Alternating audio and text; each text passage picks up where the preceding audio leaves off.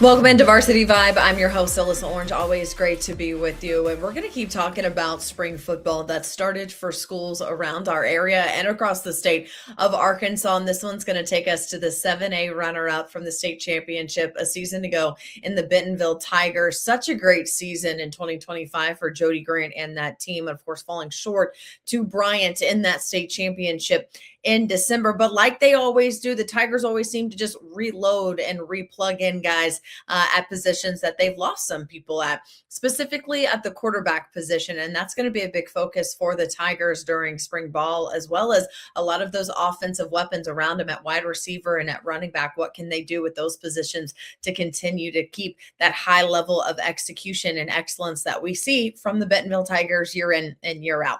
I had the opportunity to spend some time with Jody Grant, so I hope you enjoy this conversation with the Tigers head football coach. It's that time of the year again. You hit spring. When you're coming off of last season and now you're getting ready for 2026, what are some big things that you want to accomplish in these next few weeks of spring football?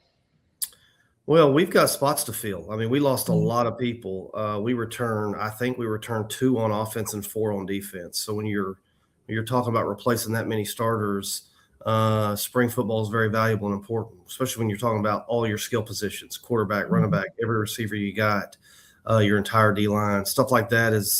These practices are valuable. Now, the good thing is we've got guys that we're excited about, and it's their time and their opportunity. And our football program's kind of built on this. We got guys that are ready.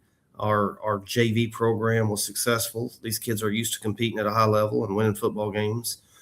I will say we've had a really good offseason. This is a really strong team and selfless, work hard, all the things that a coach wants in a team. So now you just want to put the pads on and see if what they've done in the weight room and the speed development that we've worked on can be transferable to the field, which we expect it to be. But, we want to go see it and see what it looks like.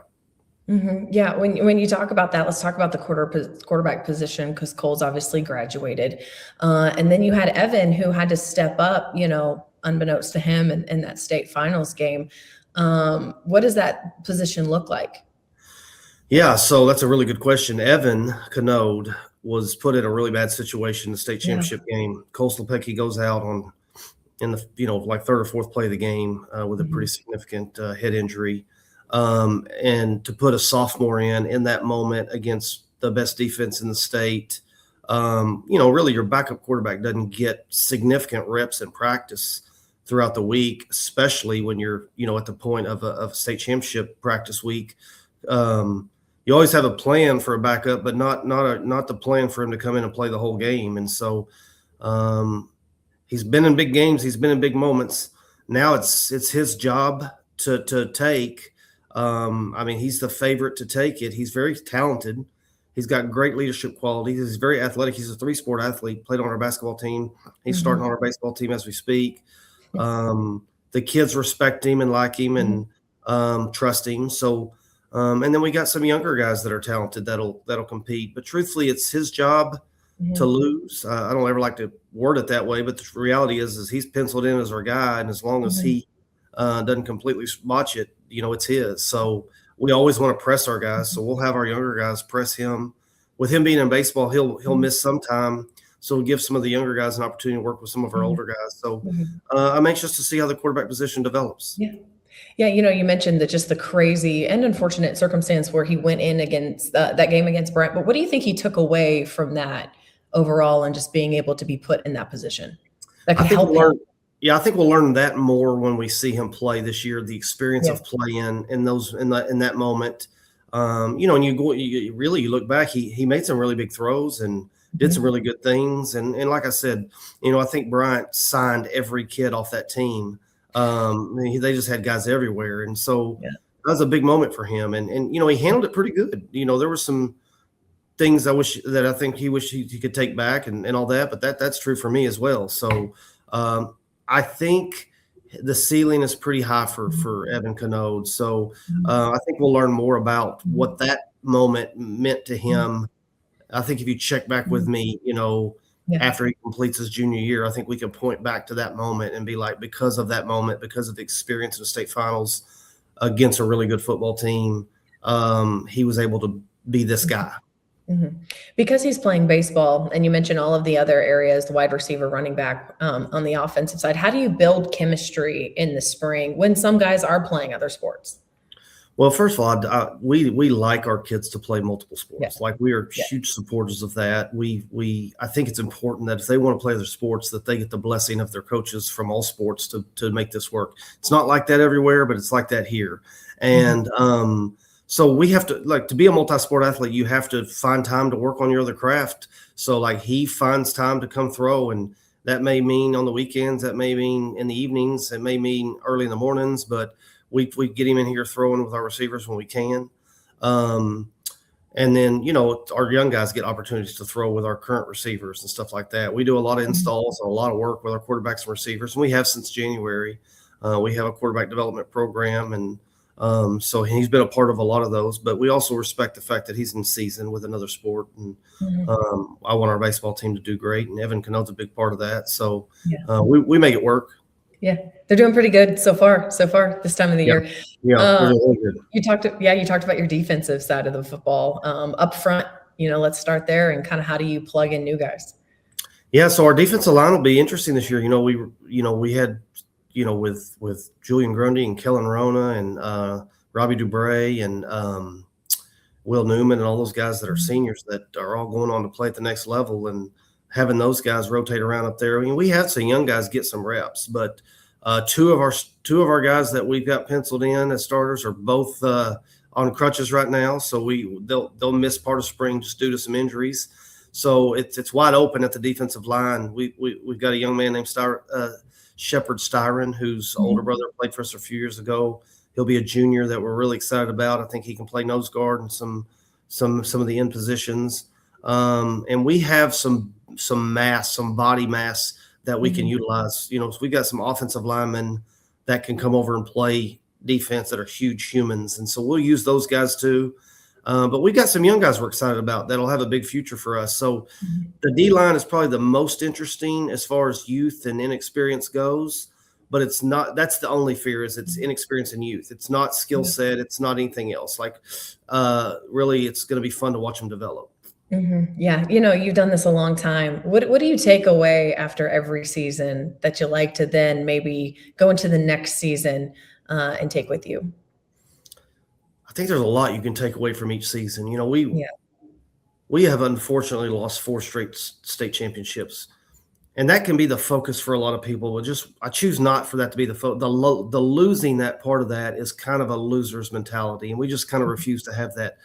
We have won a lot of games, and we've made it to 4 straight state championships, and we're kicking down the door. And that's the way it's presented from me to our players and our community and our support. We don't say, we've lost 4. We have, and then you can't switch that.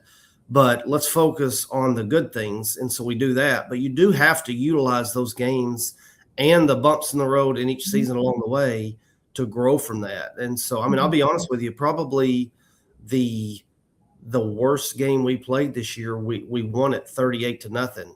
And so when I got after our team after that game, you'd think they thought I was crazy, but they knew that we have a standard that we're going to play at, and we didn't play at that standard on both sides of the ball. And so I'll use that example, even though we won that game 38-0, I'll use that example. And there's so many from each season that we can talk about and use that we can grow from. I tell our kids all the time it's so valuable to learn from other teams, like mishaps or mistakes. And so they hear that, like certain situations that we've had over the years that we lost a game because of this or whatever. And so they hear us talk about that. So they're learning from other people's mistakes. One of the best lessons we learn is to learn from our own mistakes. But I always talk about, before you make those mistakes, learn from somebody else that has made those. And so we point that out a lot. So to answer your question, I think there's a lot that we can point out. Yeah. Both good and bad throughout the seasons past to move us forward with this season. We're going to compare this team to this team that we're about to have is going to look different than last year's team, just because it's a different. It'll just the structure of it will look different, and so we've already started kind of preparing them for that. Yeah, with that being said, what's your favorite part about starting spring football? Well, I just love being out on the turf, with footballs and helmets and shoulder pads. I mean, don't get me wrong, I enjoy the weight room and all that part, but that's that time of year where you get excited. The last time we were out on the field together was in preparation for the state finals. And so we still have a bad taste and sour taste in our mouth from the result of that game. And so it's just good to get back out there and prepare and get ready. And I like to, it's really fun to watch these kids set goals and then reach their goals and then talk about now how you're going to take this to the field and then bring that up. Like the reason they got up at 6 a.m. and did speed training with us all January and February, part of March, was for that route or that, that tackle that they just made and their ability to close and take good angles and all the stuff that we work on in off season.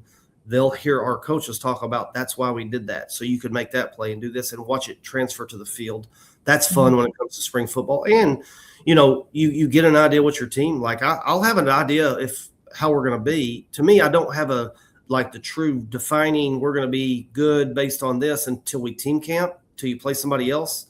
But I'll have a good idea after about 2 weeks of practice if this team, how they're going to operate and kind of get a feel for how they're going to be. Yeah. You look at obviously representing Bentonville, and I know every single year each team understands the weight of being able to represent Bentonville carries. And how exciting is it to see a new group really embrace the brand?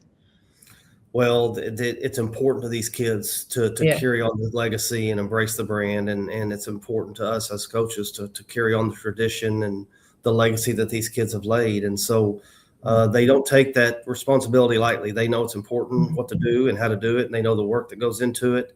I tell them all the time, you're going to be held to a high standard in how you practice and how you do things. And I'm not wavering off that, as your leader of the program, we're going to be all held to a very high standard. So I'm not going to let you practice lazy. I'm not going to let you, not give great effort like you, or that's a Bentonville thing. And that's what you're going to do. And fortunately it's been built so long, embedded in these kids that I don't really have to even say anything because they know it's something that they hold. That standard is held individually amongst themselves and to each other. Yeah. And it's also, you look at 2026 and there's some change in the West, which you add Anthony Lucas at Fayetteville, and then you add Shiloh as a team. I mean, I feel like there's just a lot of new excitement for what 2026 can hold. And that obviously means you guys going out there and having to execute too. Yeah. I mean, I think the 7A West has gotten stronger, which is what you want. I think the addition of Shiloh is great for our conference. It's great for Shiloh Christian. They're going to be fine. A lot of people are wondering how they're going to compete. They're going to be fine. They're a very well coached and very talented football team. Their skill positions, their quarterback is as good as anybody in the conference. So I know the numbers are different, but the 11 dudes that they run out there are going to be real good. And so it adds another whole dimension to our conference. And then you've got a new coach at Fayetteville and new life there. And Fayetteville already was doing really good, and then you bring Anthony Lucas in and just some new ideas. That always excites a community and it excites a program. So you have to take that in a sense. Is you've got a group of kids that are already a part of a good program, but now they're excited to play under their new coach. And obviously Lucas is a great human and will do a great job there. And then we got a new coach at Heritage, and so you're going to get a program that's excited about change there, and they're going to play each and every game with a lot of confidence. And so I think it's good for our conference, and I think our conference could be wide open, and it's going to be fun to see how it shakes out. So when the next weeks are all said and done and you guys then head into team camp in the summer, what's the biggest kind of takeaways you want this new group to take with them leading into those summer workouts? Well, as we get through spring football, I just want us to get better with each practice. I want the mistakes to kind of start going away. I want them to show that they know the playbook. They know what we're asking them to do. If we point something out on film that they need to improve on, I want to see improvement the next practice. And then as we go into June's a big month for us as far as team camps and 7-on-7s go. I just want to see them take that and go compete with it. Those team camps are, you don't walk away from a team camp with a trophy. We don't get caught. A lot of coaches will, try to set their demeanor for the season off a team camp. We don't. We try to get reps. We try to get opportunity. We don't worry about score. We don't leave there and say, well, we beat them. We just get a lot of reps and go for that. And then go to the film room and adjust, I want to see him compete in 7-on-7. 7-on-7 is not real football. There's no correlation. It's good for the quarterbacks and the skills and the receiver guys, but as far as schematically, you're going to see 2-man 80% of the time in 7-7, and you're not going to see it at all hardly on a Friday night. So I just like to see him compete, represent the Tiger, and play well. But then when we get into July, now it's about honing in on us and what we're about to do and get locked in for the season.